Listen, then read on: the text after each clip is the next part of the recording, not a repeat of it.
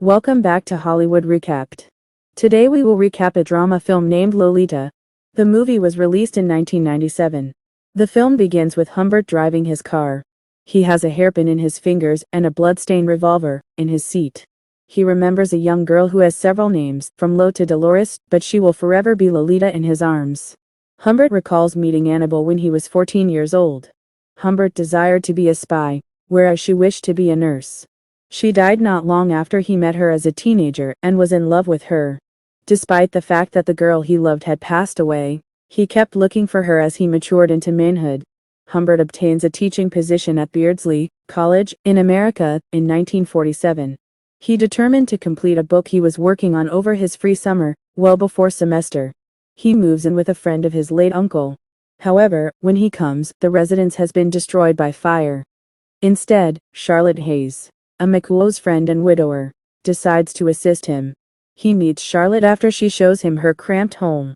Charlotte appears to take him to the garden, where he sees Lo, Charlotte's daughter, reading a magazine just next to the sprinklers. Humbert can't take his gaze away from her because her dress hardly covers anything and her panties is visible below. When Lo spots him, she smiles, flashing her retainers and underlining her 14-year-old age. He mumbles that she's lovely and asks Charlotte about how much the room costs.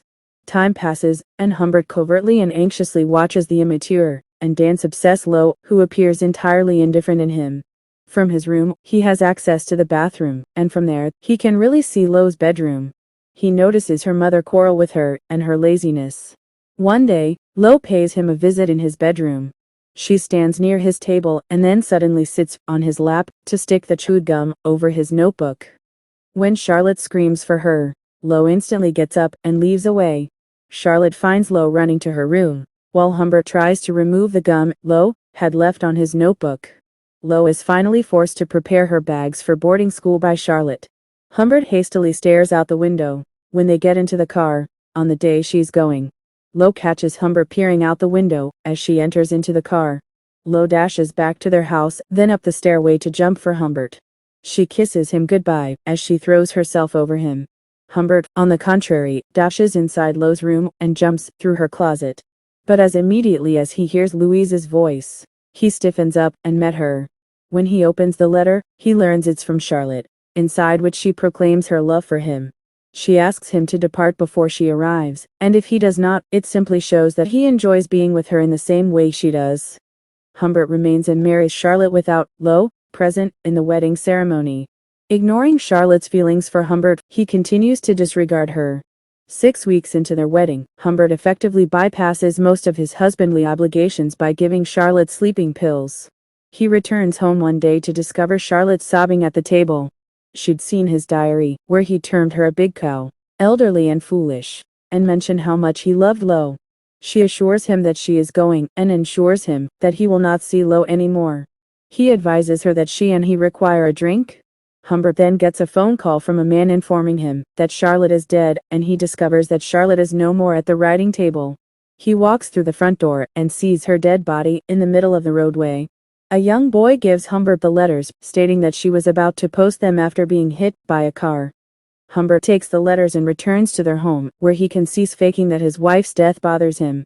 Humbert subsequently packs Lo's belongings and drives to camp to retrieve her. Inside the car, Lo inquires about Charlotte, and Humbert tells her that she is in the hospital due to abdomen illness. Lo then proceeds to the back seat of the car to change her outfits, and he watches her from rear view mirror. He then says her that he misses her, to which Lo comments that she didn't. She says him she thinks he doesn't cares about her since he hasn't kissed her yet. Humbert pulls over in reaction, and Lo instantly gets onto his lap and kisses him. They eventually settle into a hotel. As Humbert is dealing with the receptionist, Lo crawls to a puppy and begins teasingly playing with it. The owner of the dog is a rich and old person.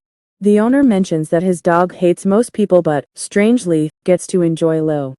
When Lo questions who the dog prefers, he responds that he can feel the sweetness and prefers pleasant, lovely, and youngsters like her.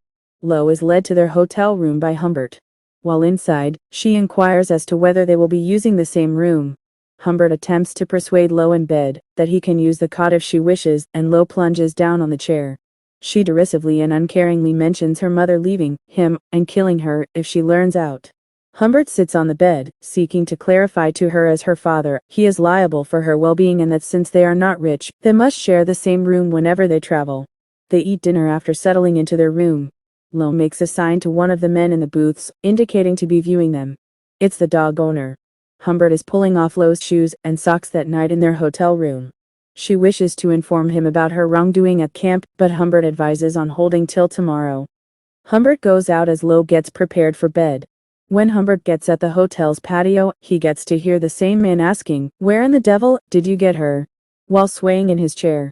He informs him that Lo is his daughter, whereas the other man suspects him of deception. Humbert tells him that Lo's mother is no longer living when he wants to know about her. Humbert dismisses the man's invitation to lunch the next day and informs him that they are departing soon. Humbert walks inside their room and lies down on a little section of the bed. The next morning, Lo wakens up and blows on his face. She kisses him lightly and sloppily before saying something within his ear, leading Humbert to wonder if she did the same thing with Charlie, a guy she met at camp. She tells him jokingly that she will have to show him everything. She then begins untying his pajamas and cuddles him.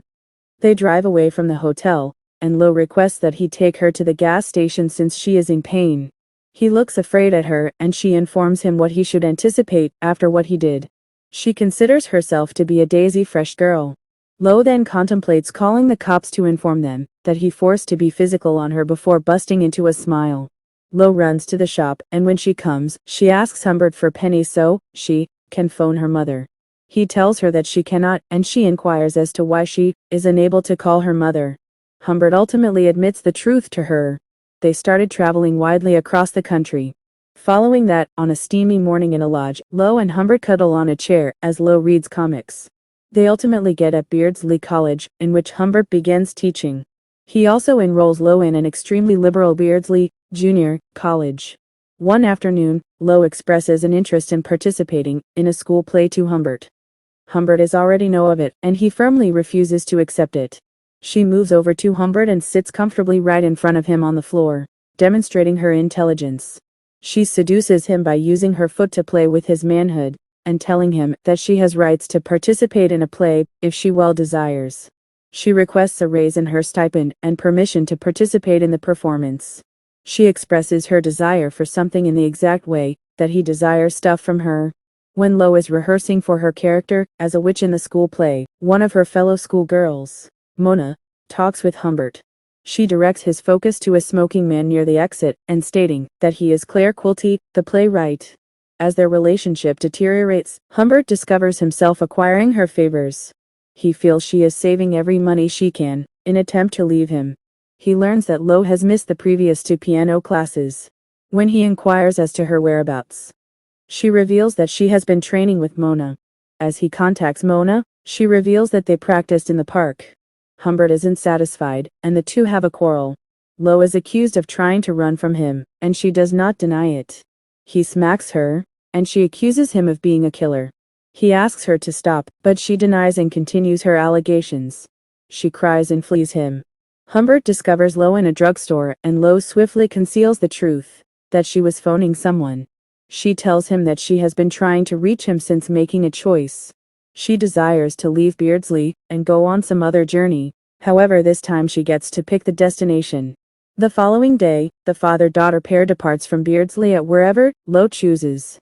She uses her lipstick to sketch a map to indicate Humbert where he has to go. Humbert, on the other hand, detects that they are being followed as they drive ahead. He wants her to note down the number plate of the car because he believes a detective, who looks like his uncle, Gustav, is behind them.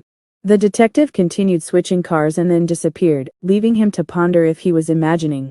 Another day, Humbert stops at a fuel station and walks inside to check on some sunglasses. When he glances out the window, he observes Lo talking to a person in a hat, but by the time Humbert rushes out, the man has gone. Humbert comes in the car and inquires about him, and she adds that he inquired about a map. The two ultimately return to a motel, and Humbert leaves Lo in the room to get bananas while he takes a haircut. Inside the barber shop, he listens on the radio that Claire Quilty will arrive in Texas that night. When Humbert arrives to the hotel, he discovers Lo seated on the floor, her foot dirty and her lipstick smudged. He believes she has gone out. but she insists she only recently stepped out of bed. He slams her down on the bed and asks her to reveal him who he is. She merely smiles, kisses, and giggles at him as he holds her again. On a wet night, they stop at yet another hotel. As the woman leads Humbert to their room, they find Lo seated on the ground, pale and shaking. In the hospital, the doctor informs Humbert that it's simply a virus and nothing to worry about.